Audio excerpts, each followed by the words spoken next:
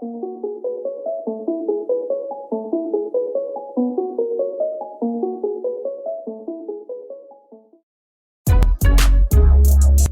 people reviews stuff. They also say this product is the price is quite good. We've found pros and cons on this type of product.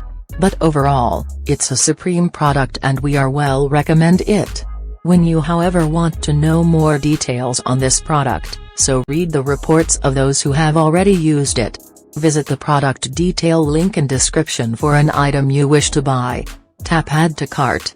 When you've finished adding items to your cart, tap the shopping cart icon. If you need to edit the items in your cart, tap save for later or delete next to the item in the cart. Tap proceed to checkout and follow the on-screen instructions. Review your order information and tap place your order to complete your purchase.